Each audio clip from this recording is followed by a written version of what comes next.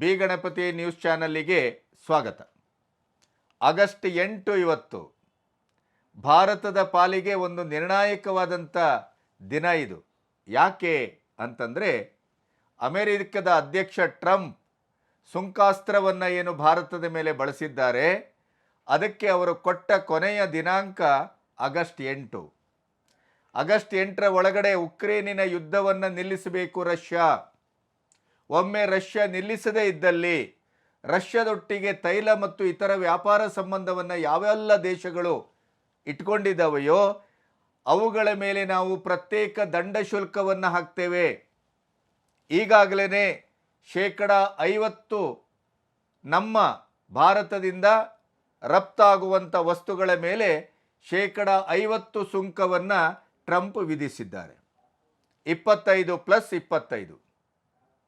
ಒಮ್ಮೆ ಈ ದಿನದ ತೀರ್ಮಾನ ಏನಾಗತ್ತೆ ಅನ್ನೋದರ ಮೇಲೆ ಭಾರತದಂಥ ದೇಶಗಳ ಒಂದು ಭವಿಷ್ಯ ನಿಂತಿದೆ ಅಂತಲೂ ಕೂಡ ವ್ಯಾಖ್ಯಾನಿಸಲಾಗ್ತಾ ಇದೆ. ಅಮೆರಿಕದ ಟ್ರಂಪ್ ತನ್ನ ಮತಿಗೆಟ್ಟತನದಿಂದ ಇಡೀ ವಿಶ್ವದ ಮೇಲೆ ಸುಂಕಾಸ್ತ್ರವನ್ನು ಬಳಸಿದ್ದು ಅದು ಇವತ್ತು ಅತ್ಯಂತ ವಿಪರೀತವನ್ನು ಅವರಿಗೂ ತಂದೊಡ್ಡಿದೆ.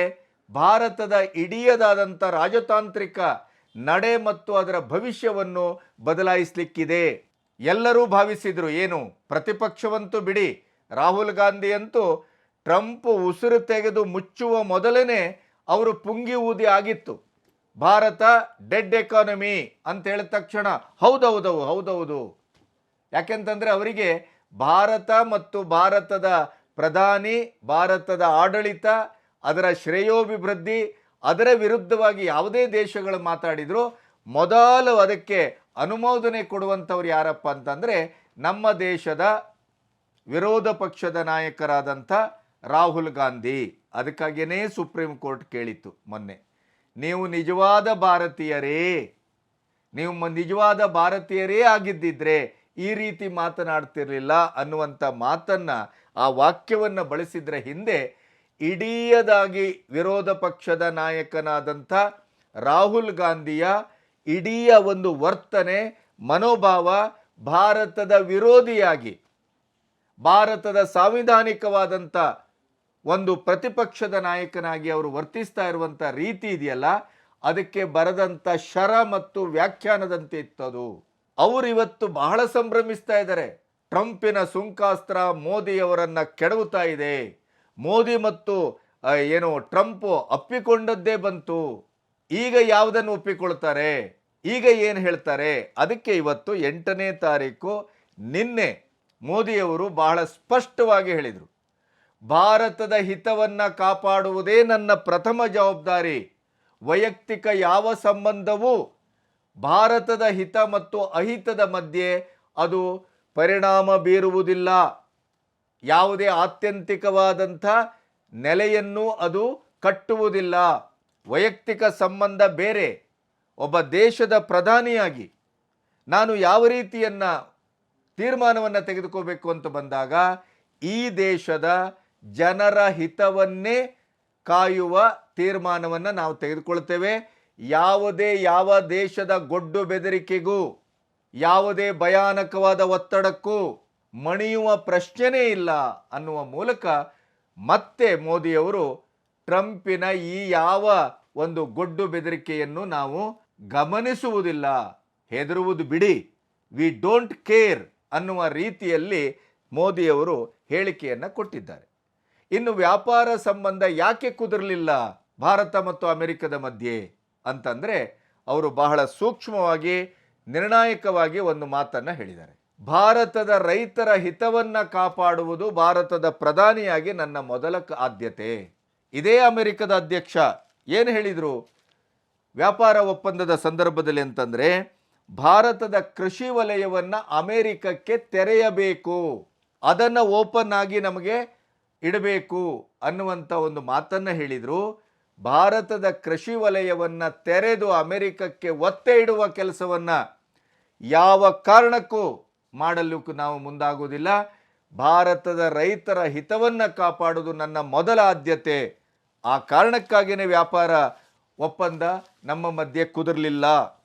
ನಮಗದು ಕುದುರದೇ ಇದ್ದರ ಬಗ್ಗೆ ನಮಗೆ ಯಾವುದೇ ಚಿಂತೆಯೂ ಇಲ್ಲ ಅಂತ. ಅದರ ಜೊತೆಗೆ ಭಾರತ ಸರ್ಕಾರ ಸ್ಪಷ್ಟಪಡಿಸಿದ್ದು ಇನ್ನೊಂದು ಮಾತನ್ನು ಹೇಳಿ, ಈ ಟ್ರಂಪು ಒಂದು ಕಲ್ಲಲ್ಲಿ ಎರಡು ಹಕ್ಕಿಯನ್ನು ಹೊಡೆಯಲಿಕ್ಕೆ ಹೊರಟರು. ಈ ಸುಂಕಾಸ್ತ್ರವನ್ನು ಬಳಸಿ ರಷ್ಯಾ ಮತ್ತು ಉಕ್ರೇನಿನ ಯುದ್ಧವನ್ನು ನಿಲ್ಲಿಸುವ ಒಂದು ಗುರಿಯಾದರೆ, ಇನ್ನೊಂದು ಅದರ ಪರಿಣಾಮವಾಗಿ ರಷ್ಯಾವನ್ನು ಅವಲಂಬಿಸಿದ, ಅವರೊಟ್ಟಿಗೆ ತೈಲ ಮತ್ತು ಇತ್ಯಾದಿ ವ್ಯಾಪಾರ ವ್ಯವಹಾರವನ್ನು ಇಟ್ಟುಕೊಂಡಂಥ ದೇಶಗಳನ್ನು ಕಪಿಮುಷ್ಟಿಯಲ್ಲಿ ಹಿಡ್ಕೋಬೇಕು, ತನ್ನ ಮುಷ್ಟಿಯಲ್ಲಿ ಹಿಡ್ಕೋಬೇಕು, ತಾನು ನಿಯಂತ್ರಿಸಬೇಕು ಅನ್ನುವಂಥ ಅವರ ಧೋರಣೆ ಈಗ ತಿರುಮಂತ್ರವಾಗಿದೆ. ಭಾರತ ಮತ್ತಿತರ ದೇಶಗಳ ಮೇಲೆ ಸುಂಕಾಸ್ತ್ರವನ್ನು ಬಳಸಿ ಏನು ಒಂದು ಕಲ್ಲೊಡೆದು ನೋಡುವ ಅಂತ ಏನು ಹೊರಟಿದ್ರಲ್ಲ, ಅವರ ತಲೆಯ ಮೇಲೆ ಚಪ್ಪಡಿ ಎಳ್ಕೊಳ್ಳುವಂಥ ಕೆಲಸ ಈಗ ಆಗಿದೆ. ಅದರ ನೇತೃತ್ವವನ್ನು ಬಲಿಷ್ಠ ಭಾರತ ವಹಿಸಿದೆ ಅನ್ನೋದು ಬಹಳ ಮುಖ್ಯವಾದದ್ದು. ಅದರ ಬಗ್ಗೆ ನಿಮಗೆ ಮಾತಾಡುವ ಮೊದಲು, ಭಾರತ ಸರ್ಕಾರ ಈ ಸುಂಕಾಸ್ತ್ರದಿಂದ ನಮಗೆ ಆಗುವ ಲಾಭ ನಷ್ಟದ ಬಗ್ಗೆ ಒಂದು ಮಾತನ್ನು ಅಧಿಕೃತ ಅಂಕಿಅಂಶಗಳ ಮೂಲಕ ಹೇಳಿದೆ. ಅದನ್ನು ನಿಮ್ಮೆದುರು ಈಗ ಇಡ್ತಾ ಇದ್ದೇನೆ. ಭಾರತದ ಮೇಲೆ ಅಮೆರಿಕ 50% ತೆರಿಗೆ ವಿಧಿಸಿದ್ರೂ ಕೂಡ ನಮ್ಮ ವಹಿವಾಟಿನ ಮೇಲೆ ನಾವು ರಫ್ತು ಮಾಡ್ತಾ ಇರುವಂಥ ವಸ್ತುಗಳ 95% ಭಾಗ ಆ ತೆರಿಗೆಯಿಂದ ಹೊರತಾಗಿದೆ.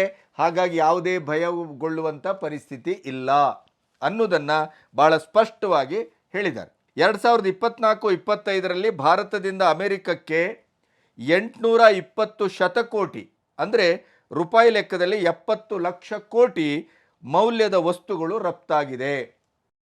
ಇದರಲ್ಲಿ 40 ಶತಕೋಟಿ ಡಾಲರ್ ಅಂದರೆ 66 ಕೋಟಿ ಏನಿದೆ, ಅದರ ಮೌಲ್ಯದ ವಸ್ತುಗಳ ಮೇಲೆ ತೆರಿಗೆ ವಿಧಿಸಲ್ಪಟ್ಟಿಲ್ಲ. ಅಷ್ಟು ವಸ್ತುಗಳು ಈ ಟ್ರಂಪಿನ ಈಗ ಹೊರೆಯಾಗಿ ಹೊಸ ರೀತಿಯ ತೆರಿಗೆಯನ್ನು ಇವತ್ತು ವಿಧಿಸಿದಾರಲ್ಲ, ಅದರಿಂದ ಅದು ಹೊರತಾಗಿದೆ. ಹಾಗಾಗಿ ಯಾರೂ ಭಯಪಡುವ ಅಗತ್ಯ ಇಲ್ಲ, ಆತಂಕ ಪಡುವ ಅಗತ್ಯ ಇಲ್ಲ. ಅದರ ಜೊತೆಗೇ ಈ ಟ್ರಂಪಿನ ಹಕಲಗತಿಯಿಂದ, ಈ ಟ್ರಂಪಿನ ಈ ಒಂದು ಹಿಂದೂ ಮುಂದಿಲ್ಲದ ಅವೈಜ್ಞಾನಿಕವಾದ ದುರಂಕಾರದ ದರ್ಪದ ಹಿಟ್ಲರ್ಗಿರಿಯ ಈ ಆಡಳಿತದ ಸೂತ್ರ ಏನಿದೆ, ಅದು ಅವರಿಗೆ ತಿರುಮಂತ್ರ ಆಗ್ತಾ ಇದೆ. ಅವರು ಯೋಚನೆ ಮಾಡಿದರು, ಇಂಡೋ ಪೆಸಿಫಿಕ್ಕಿನ ಈ ವಾತಾವರಣದಲ್ಲಿ ಅತ್ಯಂತ ಪ್ರಮುಖವಾಗಿ ಚೀನಾದ ವಿರುದ್ಧ ಕ್ರಿಯಾಶೀಲವಾಗಿ ಕೆಲಸ ಮಾಡುವಂಥ ಒಂದು ಭಾರತದ ನೆಲೆಯನ್ನು ಕಟ್ಟಬೇಕು ಅಂತ ಅಮೆರಿಕ ಭಾಳ ವರ್ಷಗಳಿಂದ ಅದನ್ನು ತಯಾರಿ ಮಾಡ್ತಾ ಇತ್ತು. ಆದರೆ ಅಮೆರಿಕದ ಈ ದೂರದರ್ಶಿತ್ವದ ಆಲೋಚನೆ ಕೂಡ ಟ್ರಂಪಿನ ಈ ಎಡಬಿಡಿಂಗಿತನದಿಂದ, ಎಡವಟ್ಟಿನಿಂದ ಅದು ಸಂಪೂರ್ಣ ನಾಶ ಆಗಿದೆ. ಬದ್ಧ ವೈರಿ, ಸಾಂಪ್ರದಾಯಿಕ ವೈರಿ ಅಂತಲೇ ಭಾವಿಸಿದಂಥ ಭಾರತ ಮತ್ತು ಚೀನಾ ಆತ್ಮೀಯತೆಯ ನೆಲೆಗೆ, ಹೊಂದಾಣಿಕೆಯ ನೆಲೆಗೆ ಟ್ರಂಪಿನ ವಿರುದ್ಧದ ಈ ಸುಂಕಾಸ್ತ್ರವನ್ನು ಎದುರಿಸಲಿಕ್ಕೆ ಗುರಾಣಿಯಾಗಿ ತ್ರಿಮೂರ್ತಿಗಳು ಒಟ್ಟಾಗುವ ಲಕ್ಷಣಗಳು ಕಾಣ್ತಾ ಇದೆ. ಇವತ್ತು ನೋಡಿ, ಭಾರತದ ಸಾರ್ವಭೌಮತ್ವ ವಿನಿಮಯ ಮಾಡುವಂಥದ್ದಲ್ಲ, ಇದು ಮೋದಿಯವರು ಹೇಳಿದ್ದಲ್ಲ, ಚೈನಾ ಹೇಳಿದ್ದು. ಅಮೆರಿಕದ ವಿರುದ್ಧ ಚೈನಾ ಈ ರೀತಿಯ ಮಾತನ್ನು ಇವತ್ತಾಡಿದೆ. ಭಾರತದಲ್ಲಿನ ಚೀನಾ ರಾಯಭಾರಿ ಕಚೇರಿಯ ವಕ್ತಾರೆ ಯು ಜಿಂಗ್ ಈ ಮಾತನ್ನು ಸ್ಪಷ್ಟವಾಗಿ ಹೇಳಿದ್ದಾರೆ. ಇದರ ಅರ್ಥ ಏನು? ನೀವು ಒಟ್ಟಾಗಿ ನಮ್ಮನ್ನು ಹಡಿಲಿಕ್ಕೆ ಬರ್ತೀರಿ ಅಂತಾದರೆ ಅಮೆರಿಕದ ಟ್ರಂಪಿಗೆ, ಚೈನಾ ಮತ್ತು ರಷ್ಯಾ ಪರಮಾಪ್ತ ದೇಶ, ನಮಗೆ ರಷ್ಯಾ ಲಾಗಾಯತಿನ ದೋಸ್ತ, ಅತ್ಯಂತ ಐತಿಹಾಸಿಕವಾದಂಥ ಸಂಬಂಧ ನಮ್ಮ ಮಧ್ಯೆ ಏರ್ಪಟ್ಟಿದೆ. ಈಗಂತಲ್ಲ, ಸ್ವತಂತ್ರ ಭಾರತದ ಆದಿಕಾಲದಿಂದಲೂ ರಷ್ಯಾ ನಮಗೆ ಆಯಕಟ್ಟಿನ ಮಿತ್ರ, ಅತ್ಯಂತ ಆಪ್ತ ಮಿತ್ರ. ಅದನ್ನೇ ಇವತ್ತು ರಷ್ಯಾದಲ್ಲಿದ್ದಾರೆ ನಮ್ಮ ಭಾರತದ ಭದ್ರತಾ ಸಲಹೆಗಾರ ಅಜಿತ್ ದೋವಲ್. ಅವರೇ ಅಲ್ಲಿ ಈಗ ಹೇಳಿದ್ದು, ಆಗಸ್ಟ್ ಎಂಡಿನ ಒಳಗಡೆ ಪುಟಿನ್ ಭಾರತದ ಭೇಟಿಯನ್ನು ಅಧಿಕೃತಗೊಳಿಸಿ ಮೊನ್ನೆ ಘೋಷಣೆ ಮಾಡಿದರು. ಅವಾಗ ಅವರು ಅದನ್ನೇ ಮಾತಾಡಿದ್ದು, ಭಾರತ ಮತ್ತು ರಷ್ಯಾದ ಸಂಬಂಧ ಅತ್ಯಂತ ಆಪ್ತವಾದದ್ದು, ಗೌರವಯುತವಾದದ್ದು, ಮೌಲ್ಯಯುತವಾದದ್ದು, ಐತಿಹಾಸಿಕವಾದದ್ದು. ಅದರ ಬಗ್ಗೆ ಯಾವುದೇ ರೀತಿಯಲ್ಲಿ ಯಾರು ಪ್ರಯತ್ನ ಮಾಡಿದ್ರು ನಾವು ಅದನ್ನು ಕಾಪಾಡಿಕೊಳ್ತೇವೆ, ಅದು ನಮ್ಮ ಧರ್ಮ ಅಂತ ಹೇಳಿದರು. ಅದು ನೇರವಾಗಿ ಟ್ರಂಪ್ ಅವರಿಗೆ ಭಾರತ ಕೊಟ್ಟಂಥ ಎದುರೇಟು. ಏನು ಅವರಿಂದ ತೈಲ ಖರೀದಿ ಮಾಡ್ತಾ ಇದ್ದೀರಿ, ನಿಮ್ಮ ಮೇಲೆ ನಾವು ದಂಡದ ರೂಪದಲ್ಲಿ ತೆರಿಗೆ ಹಾಕ್ತೇವೆ, ನೀವು ಅವರ ತೈಲ ಖರೀದಿಯನ್ನು ನಿಲ್ಲಿಸಿ. ಈ ರೀತಿಯ ಮಾತಾಡುವ ಇದೇ ಟ್ರಂಪು, ಈ ಅಮೆರಿಕದ ಬಡ್ಡಿ ಮಕ್ಕಳು, ಅವರು ಯುರೇನಿಯಮನ್ನು, ಗೊಬ್ಬರವನ್ನು ಬೇಕಾದಷ್ಟು ಪಡ್ಕೋಬೋದು, ನಾವು ಪಡ್ಕೋಬಾರ್ದಂತೆ. ಯಾವ ದೊಣ್ಣೆ ನಾಯಕ ಅಂತ ಇವರು? ಇದನ್ನು ಈಗ ರಷ್ಯಾ ಮತ್ತು ಚೈನಾ, ಭಾರತ 3 ಜನ ಸೇರಿ ಈ ಒಂದು ಷಡ್ಯಂತ್ರಕ್ಕೆ ಪ್ರತಿತಂತ್ರವನ್ನು ಏನು ರೂಪಿಸ್ತಾ ಇದ್ದಾರಲ್ಲ, ಅದು ಇವತ್ತು ಟ್ರಂಪಿನ ಮತಿಗೆಡಿಸಿದೆ, ಕಣ್ಣು ಕೆಂಪಾಗಿಸಿದೆ, ಕೋಪಗೊಳಿಸಿದೆ. ಆದರೆ ಅವರು ಯಾವ ಕೋಪವೂ ಯಾವ ಮತಿಗೇಡಿತನವೂ ನಮ್ಮ ಮೇಲೆ ಯಾವುದೇ ಪ್ರಭಾವವನ್ನು ಬೀರಲಿಕ್ಕೆ ಸಾಧ್ಯವಿಲ್ಲ ಅನ್ನುವಂಥ ಮಾತನ್ನು ಭಾರತ ಬಹಳ ಸ್ಪಷ್ಟವಾಗಿ ಹೇಳಿದೆ. ಅದರಲ್ಲೂ ಬ್ರೆಜಿಲ್ ಅಧ್ಯಕ್ಷರು ಮಾತಾಡಿದ್ದನ್ನು ನೀವು ಗಮನಿಸಿದ್ದೀರಿ 2 ದಿನದ ಹಿಂದೆ. ವ್ಯಾಪಾರ ಒಪ್ಪಂದದ ಬಗ್ಗೆ ಇನ್ನೇನಾದರೂ ಹೇಳಲಿಕ್ಕಿದ್ರೆ ನನಗೆ ಫೋನ್ ಮಾಡಿ ಮಾತಾಡಲಿ, ನನ್ನೊಟ್ಟಿಗೆ ಮಾತುಕತೆ ನಡೆಸಲಿ ಅಂತ ಟ್ರಂಪ್ ಏನು ಹೇಳಿದ್ರಲ್ಲ, ಅದಕ್ಕೆ ಬ್ರೆಜಿಲಿನ ಅಧ್ಯಕ್ಷ ಲೂಯಿಜ್ ಇನಾಸಿಯಾ ಲೂಲಾ ಡಿ ಸಿಲ್ವಾ ಅವರು ಹೇಳಿದರು, ನಾವು ಯಾವುದೇ ಕಾರಣಕ್ಕೂ ಟ್ರಂಪಿನ ಈ ಗೊಡ್ಡು ಬೆದರಿಕೆಗೆ ಹೆದರುವುದಿಲ್ಲ, ಮಣಿಯುವುದಿಲ್ಲ. ವ್ಯಾಪಾರ ಒಪ್ಪಂದದ ಬಗ್ಗೆ ಟ್ರಂಪ್ನೊಟ್ಟಿಗೆ ಮಾತಾಡುವ ಪ್ರಶ್ನೆ ಇಲ್ಲ. ಒಮ್ಮೆ ಮಾತಾಡ್ತೇನೆ ಅಂತಾದರೆ ನಾನು ಭಾರತದ ಪ್ರಧಾನಿ ಮೋದಿಯವರೊಟ್ಟಿಗೆ ಮಾತಾಡ್ತೇನೆ. ಇದೇ ಗುರುವಾರ ನಿನ್ನೆ ಮೋದಿಯವರೊಟ್ಟಿಗೆ ಸುದೀರ್ಘವಾಗಿ ಈ ಸುಂಕದ ಬಗ್ಗೆ ಮತ್ತು ಏನು ರಾಜತಾಂತ್ರಿಕ ಒಂದು ಒಪ್ಪಂದದ ಬಗ್ಗೆ, ವಿದೇಶಾಂಗ ನೀತಿಯ ಬಗ್ಗೆ, ಮುಂದೆ ನಾವೆಲ್ಲರೂ ಒಟ್ಟಾಗಿ ಇಡಬೇಕಾದಂಥ ಹೆಜ್ಜೆಗಳ ಬಗ್ಗೆ ಇವರು ಮೋದಿಯವರೊಟ್ಟಿಗೆ ಮಾತಾಡಿದ್ದಾರೆ.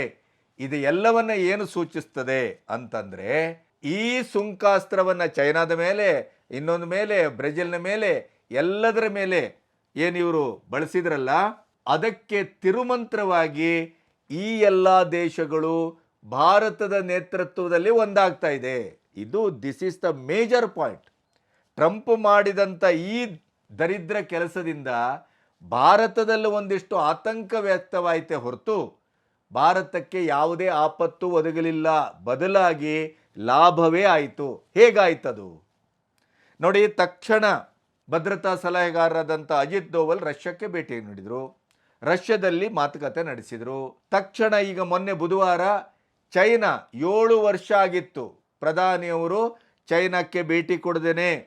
ಅದರಲ್ಲೂ 2020ರಲ್ಲಿ ನಡೆದಂಥ ನಮ್ಮ ಗಡಿಯ ತಗಾದೆ ಏನಿತ್ತಲ್ಲ, ಅದರ ನಂತರ ವೀಸಾ ಗೀಸಾ ಎಲ್ಲ ರದ್ದತಿ ಆಯಿತು, ನೇರ ಫ್ಲೈಟ್ ಎಲ್ಲ ಬಂದಾಯಿತು.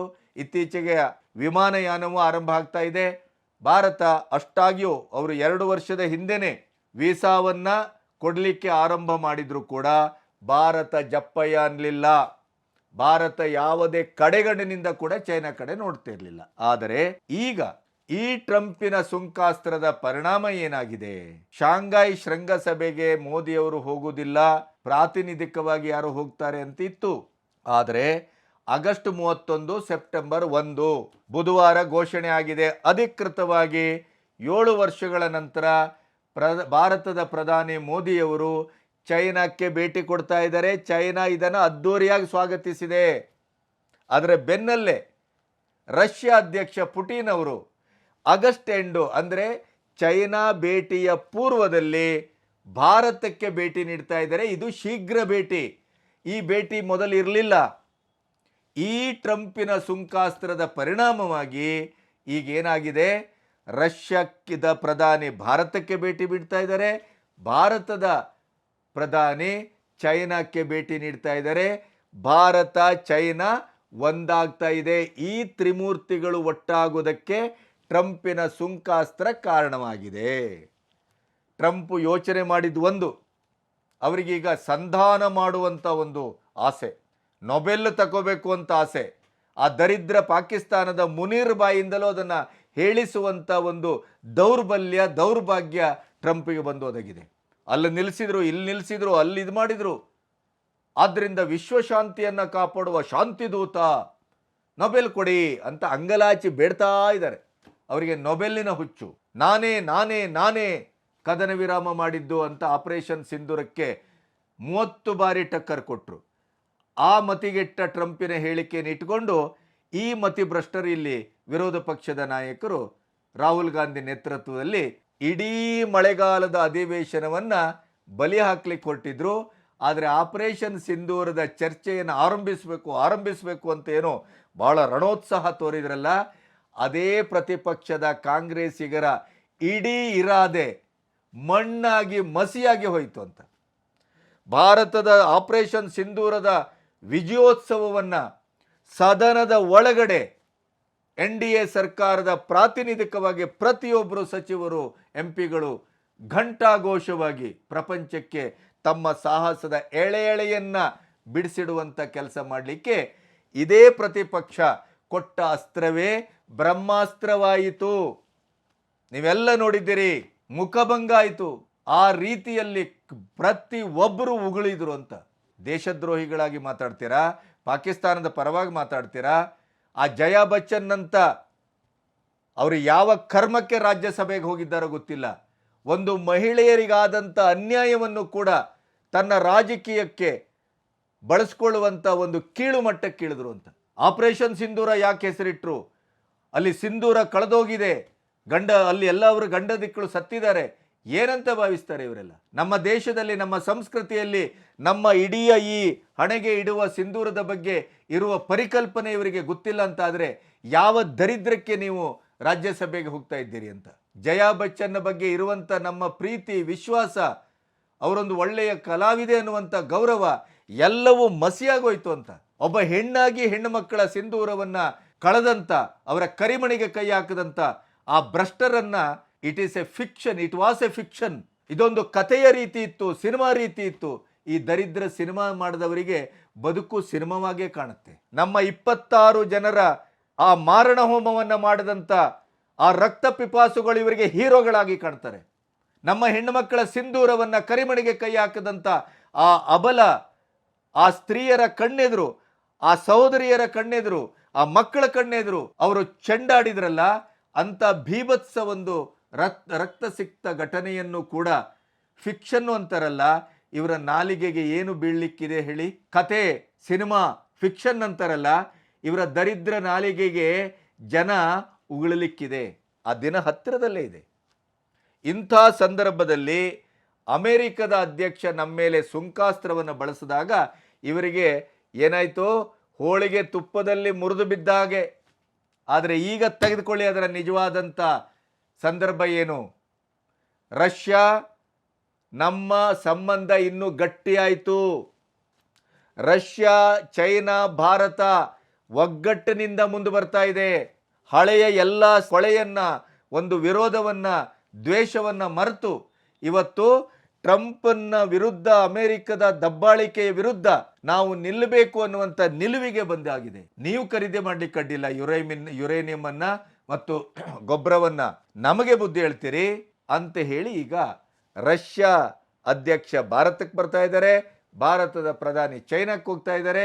ಭಾರತ, ಚೈನಾ, ರಷ್ಯಾ ಏಕೀಕೃತಗೊಂಡು ಟ್ರಂಪಿನ ನಡುವನ್ನು ಮುರಿಲಿಕ್ಕೆ, ಹೆಡೆಮುರಿ ಕಟ್ಟಲಿಕ್ಕೆ ಒಂದಾಗ್ತಾ ಇದ್ದಾರೆ. ಈ ತ್ರಿಮೂರ್ತಿಗಳು ಒಂದಾಗುವಿಕೆ ಇದೆಯಲ್ಲ, ಇದು ಇಂಡೋ ಪೆಸಿಫಿಕ್ಕಿನ ಭಾಗದಲ್ಲಿ ಎಂಥ ಒಂದು ಅದ್ಭುತವಾದ ಭವಿಷ್ಯವನ್ನು ತರಬಹುದು ಅಂತ ಆದರೆ ಅದನ್ನು ನಿರೀಕ್ಷೆ ಮಾಡಲಿಕ್ಕೆ ಸಾಧ್ಯ ಇಲ್ಲ. ಈ ಕಾರಣಕ್ಕಾಗಿಯೇ ಈಗ ಟ್ರಂಪಿನ ತಲೆ ಬಿಸಿಯಾಗಿದೆ. ಟ್ರಂಪ್ ಈಗ ತಾನು ಎಸೆದ ಅಸ್ತ್ರವೇ ತನಗೆ ಪ್ರತ್ಯಾಸ್ತ್ರವಾಗಿ, ಬ್ರಹ್ಮಾಸ್ತ್ರವಾಗಿ ಬಂದು ಚುಚ್ಚುತ್ತಾ ಇದೆಯಲ್ಲ ಅನ್ನುವಂಥ ಒಂದು ನೋವಿನಲ್ಲಿ, ಹತಾಶೆಯಲ್ಲಿ, ಸಿಟ್ಟಿನಲ್ಲಿ ಕುದೀತಾ ಇದ್ದಾರೆ. ಅದರ ಜೊತೆಗೇನೆ ಇವತ್ತೇನು ಚೈನಾಕ್ಕೆ ಭಾರತದ ಪ್ರಧಾನಿಯನ್ನು ಭೇಟಿ ಕೊಡ್ತಾ ಇದ್ದಾರಲ್ಲ, ಇದು ಐತಿಹಾಸಿಕವಾದಂಥ ಬಹಳಷ್ಟು ಹೆಜ್ಜೆಗಳಿಗೆ ಕಾರಣವಾಗಲಿದೆ. ಎಸ್, ಟ್ರಂಪಿನ ಮತಿಗೇಡಿತನದ ಈ ಹೆಜ್ಜೆ ಅವರಿಗೆ ವಿಷವಾಗಿ ಪರಿಣಮಿಸುವ ದಿನಗಳು ಹತ್ತಿರದಲ್ಲೇ ಇದೆ. ಭಾರತ, ರಷ್ಯಾ ಮತ್ತು ಚೈನಾ ಈ ಮೈತ್ರಿಕೂಟ ಏನಾದರೂ ಒಂದು ಗಟ್ಟಿಯ ನೆಲೆಯಲ್ಲಿ ಆಯಿತು ಅಂತಾದರೆ ಟ್ರಂಪಿನ ಕುತ್ತಿಗೆ ಹಿಡಿಲಿಕ್ಕೆ ಇನ್ಯಾರೂ ಬೇಡ ಅಂತ. ಆಗಲೇ ಅಲ್ಲಿಯ ಕಾಂಗ್ರೆಸ್ಸಿನ ಪ್ರತಿನಿಧಿಗಳು ಅಲ್ಲಿ ವೈಟ್ ಹೌಸ್ನಲ್ಲೇ ಈಗಾಗಲೇ ಇವರ ಸುಂಕಾಸ್ತ್ರದ ವಿರುದ್ಧ ದನಿ ಎತ್ತಿದ್ದಾರೆ. ಅಮೆರಿಕದ ಒಳಗಡೆನೆ ಟ್ರಂಪ್ ವಿರುದ್ಧ ಒಂದು ದೊಡ್ಡ ಅಭಿಯಾನ ಆರಂಭ ಆಗಿದೆ. ನಿಮ್ಮ ಇಡೀ ವಿದೇಶ ನೀತಿಯಿಂದ ಅಮೆರಿಕಕ್ಕೆ ಭಾಳ ದೊಡ್ಡ ಹಾನಿ ತಗಲಿದೆ, ನೀವು ಅಮೆರಿಕದ ಪ್ರತಿಷ್ಠೆಯನ್ನು ಒಂದು ಮಣ್ಣಾಗಿಸ್ತಾ ಇದ್ದೀರಿ ಅನ್ನುವಂಥ ವಿರೋಧ ಅಲ್ಲಿ ಈಗಾಗಲೇ ಹುಟ್ಟುಕೊಂಡಿದೆ. ಅದರ ಮಧ್ಯೆ ಇವರು ಬಿಟ್ಟ ಬಾಣಕ್ಕೆ ಗುರಾಣಿಯಾಗಿ ಈ ಮೂರು ಪ್ರಬಲ ರಾಷ್ಟ್ರಗಳು ಒಂದಾಗ್ತಾ ಇರುವಂಥದ್ದು ಒಂದು ಅದ್ಭುತವಾದ ಬೆಳವಣಿಗೆ. ರಷ್ಯಾದಲ್ಲಿ ಅಜಿತ್ ದೋವಲ್ ಇರುವಾಗಲೇ ಜೈಶಂಕರ್ ಕೂಡ ಹೊರಟಿದ್ದಾರೆ. ಅಂದರೆ ಎಷ್ಟರ ಮಟ್ಟಿಗೆ ಒಳಗೆ ಕೆಲಸ ಆಗ್ತಾ ಇದೆ, ಎಷ್ಟರ ಮಟ್ಟಿಗೆ ಪ್ರತಿತಂತ್ರವನ್ನು ಭಾರತ, ರಷ್ಯಾ, ಚೈನಾ ಒಗ್ಗೂಡಿ ಹೆಣೆತಾ ಇದೆ ಅನ್ನೋದರ ಬಗ್ಗೆ ಪ್ರತಿ ಕ್ಷಣದ ಬೆಳವಣಿಗೆ ಸಾಕ್ಷಿ ಆಗ್ತಾ ಇದೆ. ಇದು ಆಗಬೇಕಾಗಿತ್ತು. ಟ್ರಂಪ್ನಂಥ ಒಂದು ಹೇಡಿಯ ಮತಿಗೆಟ್ಟ ಒಬ್ಬ ಅಧ್ಯಕ್ಷನ ತಾನು ಮಾಡಿದ್ದೇ ಸತ್ಯ ಅನ್ನುವಂಥ ಈ ಮೂಢನ ವಿರುದ್ಧ ಈ ರೀತಿಯ ಒಂದು ಕೆಲಸ ಅದು ಆಗಬೇಕಾಗಿತ್ತು. ಈಗ ಆಗ್ತಾ ಇದೆ. ಇವತ್ತು 8ನೇ ತಾರೀಕು ಗಡುವು ಕೊಟ್ಟಂಥ ಇದೇ ಟ್ರಂಪು, ನೀವು ರಷ್ಯಾದೊಟ್ಟಿಗೆ ತೈಲ ವ್ಯಾಪಾರವನ್ನು ನಿಲ್ಲಿಸದೇ ಇದ್ದರೆ, ರಷ್ಯಾ ಉಕ್ರೇನಿನ ಯುದ್ಧವನ್ನು ನಿಲ್ಲಿಸದೇ ಇದ್ದರೆ ನಾವು ದಂಡದ ರೂಪದಲ್ಲಿ ಸುಂಕ ಹಾಕ್ತೇವೆ ಅಂತ ಹೊರಟಿದ್ದಾರಲ್ಲ, ಭಾರತ 100% ಸುಂಕವನ್ನು ಎದುರಿಸಬೇಕಾಗಬಹುದು. ಆದರೆ ಅದಕ್ಕೆ ಪ್ರತ್ಯಾಸ್ತ್ರವಾಗಿ ಇವತ್ತೇನು ರಷ್ಯಾ ಮತ್ತು ಚೈನಾ ಭಾರತ ಒಗ್ಗೂಡಿ ಹೊಡೆಯಲಿಕ್ಕೆ ಹೊರಟಿದೆಯಲ್ಲ, ಅದು ಅಮೆರಿಕಕ್ಕೆ ಪಥ್ಯ ಅಲ್ಲ. ಅಮೆರಿಕಕ್ಕೆ ಅದನ್ನು ನುಂಗಲಾರದ ತುತ್ತು, ಬಿಸಿ ತುಪ್ಪ. ಅಮೆರಿಕ ಏನನ್ನ ಯೋಚನೆ ಮಾಡಿತ್ತೋ ಅದರ ವಿರುದ್ಧವಾಗಿ ಇವತ್ತು ಭಾರತ ತನ್ನ ಒಟ್ಟು ವಿದೇಶಾಂಗ ನೀತಿ ಮತ್ತು ತನ್ನ ಅಕ್ಕಪಕ್ಕದ ರಷ್ಯಾ ಮತ್ತು ಚೈನಾದೊಟ್ಟಿಗೆ ಏನು ಮೂವ್ ಮಾಡ್ತಾ ಇದೆ, ಆ ಹೆಜ್ಜೆ ಭವಿಷ್ಯದಲ್ಲಿ ಅಮೆರಿಕಕ್ಕೆ ಬಹಳ ದೊಡ್ಡ ಹೊಡೆತವಾಗಿ ಪರಿಣಮಿಸಲಿಕ್ಕಿದೆ ಅಂತ ವಿಶ್ವದ ಎಲ್ಲ ರಾಜಕೀಯ ತಜ್ಞರು, ಮುತ್ಸದ್ದಿಗಳು ವ್ಯಾಖ್ಯಾನಿಸ್ತಾ ಇದ್ದಾರೆ. ಇನ್ನೊಂದು ಬಹಳ ಮುಖ್ಯವಾದಂಥ ಬೆಳವಣಿಗೆಯನ್ನು ನಿಮ್ಮೆದುರು ಇಟ್ಟು, ಈ ಸುಂಕಾಸ್ತ್ರದಿಂದ ಭಾರತವನ್ನು ಏನೋ ಅಲುಗಾಡಿಸ್ಬಿಡ್ತೇವೆ, ಭಾರತ ಮಂಡಿಯೂರು ಬಿಡ್ತದೆ, ಭಾರತ ಏನೋ ಎಲ್ಲದಕ್ಕೂ ಒಪ್ಪಿಕೊಂಡು ಜಿ ಹುಜೂರ್ ಅಂತ ಹೇಳ್ತದೆ. UPA ಸರ್ಕಾರದಲ್ಲಿ ಹಿಂದಿನ 75 ವರ್ಷದಲ್ಲಿ ಕಾಂಗ್ರೆಸ್ ಆಡಳಿತ ಅದನ್ನೇ ತಾನೇ ಮಾಡ್ಕೊಬಂದದ್ದು. ಆದರೆ ಇವತ್ತಿನ ಬದಲಾದ ಭಾರತ, ಮೋದಿಯಂಥ ನಾಯಕತ್ವ ಅದನ್ನು ಕಡೆಗಣಿಸುವುದಷ್ಟೇ ಅಲ್ಲ, ನೀವು ಯಾವ ನೆಲೆ ನೀನು ಅನ್ನುವಂಥ ರೀತಿಯಲ್ಲಿ ವರ್ತಿಸ್ತದೆ ಅಂತ ಟ್ರಂಪ್ ಕನಸಲ್ಲೂ ಎಣಿಸಿರಲಿಲ್ಲ. ಭಾರತ, ರಷ್ಯಾ ಮತ್ತು ಚೈನಾ ಯಾವ ಲೆವೆಲಿಗೆ ಮುಂದಾಗಿದೆ ಅಂತಂದರೆ, ಕೆಲ ದಿನಗಳ ಹಿಂದೆ ರಷ್ಯಾದ ವಿದೇಶಾಂಗ ಸಚಿವರು ಒಂದು ಮಾತನ್ನು ಹೇಳಿದರು. ರಷ್ಯಾ, ಚೀನಾ, ಭಾರತ ತ್ರಿಪಕ್ಷೀಯ ಮೈತ್ರಿಕೂಟವನ್ನು ಯಾಕೆ ರಚಿಸಿಕೊಳ್ಳಬಾರದು? ಅದನ್ನು ಮೋದಿಯವರು ಹಿಂದೆ ಒಂದೆರಡು ಸಂದರ್ಭದಲ್ಲಿ ಹೇಳಿದರು. ಈಗ ಅದಕ್ಕೆ ಸಕಾಲ ಬಂದಿದೆ. ಈ ಒಂದು ಸಂದರ್ಭದಲ್ಲಿ ರಷ್ಯಾ, ಚೈನಾ ಮತ್ತು ಭಾರತ ತ್ರಿಪಕ್ಷೀಯ ಒಂದು ಒಕ್ಕೂಟವನ್ನು ರಚಿಸಿಕೊಂಡ್ರು ಅಂತಾದರೆ, ಪ್ರಾಯಶಃ ಅಮೆರಿಕದ ವಿರುದ್ಧ ಏನೆಲ್ಲ ಒಂದು ಕನಸನ್ನು ಭಾರತ ಕಟ್ಟಿತ್ತೋ ಆ ಎಲ್ಲ ಕನಸುಗಳಿಗೆ ಇದೊಂದು ಬ್ರಹ್ಮಾಸ್ತ್ರವಾಗಿ ಪರಿಣಮಿಸುವ ದಿನ ಹೆಚ್ಚು ದೂರ ಇಲ್ಲ ಅಂತಲೇ ನನಗೆ ಅನಿಸ್ತದೆ. ಭಾರತ ಮಂಡಿಯೂರುವ ಪ್ರಶ್ನೆಯೇ ಇಲ್ಲ. ಭಾರತ ಎಷ್ಟು ಬಲಿಷ್ಠವಾಗಿದೆ, ಭಾರತದ ರಾಜತಾಂತ್ರಿಕ ವ್ಯವಸ್ಥೆ ಎಷ್ಟು ಬಲಿಷ್ಠವಾಗಿದೆ, ನಮ್ಮ ವಿದೇಶಾಂಗ ನೀತಿ ಎಷ್ಟು ಬಲಿಷ್ಠವಾಗಿದೆ, ಅದರ ಜೊತೆಗೆ ಭಾರತ ಇವತ್ತು ಆರ್ಥಿಕವಾಗಿ, ಸಾಮಾಜಿಕವಾಗಿ, ಸಾಂಸ್ಕೃತಿಕವಾಗಿ ಮತ್ತು Atmanirbhar Bharat, make in India, ಅದರ ಜೊತೆಗೆ ನಾವೇನು ಅನ್ನೋದನ್ನು ಆಪರೇಷನ್ ಸಿಂಧೂರದ ಮೂಲಕ ಏನು ವಿಶ್ವಕ್ಕೆ ತೋರಿಸ್ಕೊಟ್ಟಿದ್ದೇವೆ, ಆ ನೆಲೆಯಲ್ಲಿ ಇವತ್ತು ಈ ಸುಂಕಾಸ್ತ್ರಕ್ಕೆ ಎದುರಾಗಿ ನಿಂತು ಹೂಂಕರಿಸ್ತಾ ಇರುವ ರೀತಿ ಮತ್ತು ನಮ್ಮದೇ ಆದಂಥ ನಡೆ ನುಡಿಯಲ್ಲಿ ನೆಲೆಯಲ್ಲಿ ಇವತ್ತು ರಷ್ಯಾ ಮತ್ತು ಚೈನಾ, ಭಾರತ ಒಗ್ಗೂಡಿ ಅದನ್ನು ಎದುರಿಸ್ತಾ ಇರುವಂಥ ರೀತಿ ಇದೆಯಲ್ಲ, ಅದು ಇವತ್ತು ಪ್ರಾಯಶಃ ಅಮೆರಿಕಕ್ಕೆ ಹಿಂದೆಂದೂ ಕಾಣದೇ ಇದ್ದಂಥ ಹಿನ್ನಡೆ ಮತ್ತು ಅಮೆರಿಕಕ್ಕೆ ಇದರಂಥ ಒಂದು ಮುಜುಗರ, ಇದರಂಥ ಒಂದು ಟಕ್ಕರು ಬಹುಶಃ ಹಿಂದೆಂದೂ ಭಾರತ, ಚೈನಾ, ರಷ್ಯಾ ಕೊಟ್ಟಿರಲಿಲ್ಲ. ಆದ್ದರಿಂದಲೇ ಬದಲಾದ ಭಾರತ ಎಷ್ಟು ಬಲಿಷ್ಠವಾಗಿದೆ, ಎಷ್ಟು ಆಳವಾಗಿದೆ, ಎಷ್ಟು ತೂಕವಾಗಿದೆ ಮತ್ತು ಎದುರಾಳಿಯನ್ನು ಯಾವ ರೀತಿಯಲ್ಲಿ ಅದು ಕಡೆಗಣಿಸಿ ಅವನನ್ನು ನಿಶ್ಶಕ್ತಗೊಳಿಸುವಷ್ಟು ಒಂದು ತನ್ನ ಆತ್ಮಬಲವನ್ನು ವೃದ್ಧಿಸಿಕೊಂಡಿದೆ ಅನ್ನೋದಕ್ಕೆ ಟ್ರಂಪಿನ ಈ ಸುಂಕಾಸ್ತ್ರಕ್ಕೆ ನಾವು ಪ್ರತಿ ದಾಳಿಯನ್ನು, ಪ್ರತಿ ಒಂದು ತಂತ್ರವನ್ನು ರೂಪಿಸ್ತಾ ಇದ್ದೇವಲ್ಲ, ಅದು ಮಹಾಸಾಕ್ಷಿ ಅಂತ ನಾನು ಭಾವಿಸ್ತೇನೆ. ನಮಸ್ತೆ.